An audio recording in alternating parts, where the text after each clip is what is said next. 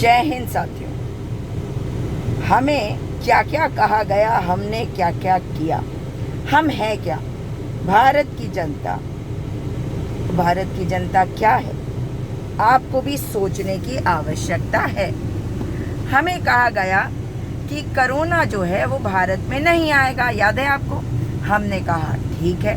फिर हमें बताया गया कि कोरोना गर्मी से मर जाएगा, हमने कहा ठीक है। फिर बताया गया कि 1 मीटर का सोशल डिस्टेंसिंग बनाओ और सब कुछ ठीक हो जाएगा, हमने कहा ठीक है। फिर बताया गया कि कोरोना जो है 12 घंटे में मर जाएगा, 14 घंटे का लॉकडाउन करो, हमने कहा ठीक है। फिर उसके बाद लॉकडाउन 1, लॉकडाउन 2 और लॉकडाउन 3, है ना, और कर्फ्यू भी लगाया गया, हमने कहा ठीक है।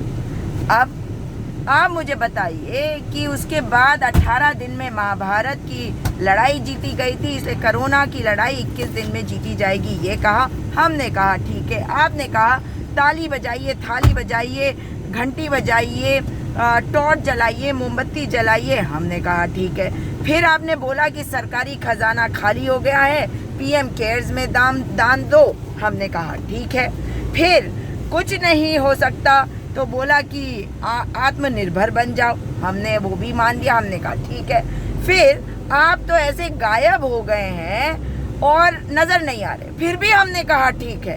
पेट्रोल डीजल का रेट बढ़ाने लगे आप, हमने कहा कोई बात नहीं, ठीक है।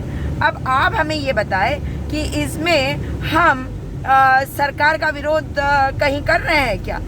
अब इसमें देशद्रोह वाली कौन सी बात है? दुनिया कोरोना को हराना चाहती है और आप एमएलएज को मंडी से बिना मास्क में घूमने दे रहे हैं।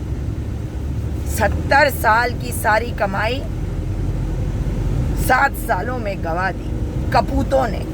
क्या आप अपने आप को राजा और हमें बंधुआ मजदूर समझते हैं?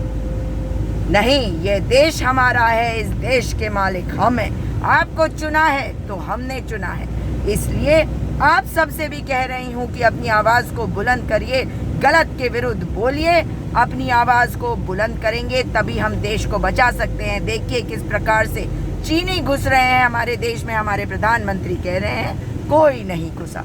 इसलिए जिम्मेदार बनिए, जिम्मेदार माँ भारती के बच्चे बनिए और अपने देश के लिए सेवा करिए। देश की सुरक्षा और रक्षा अब आपके हाथ में है। जय हिंद।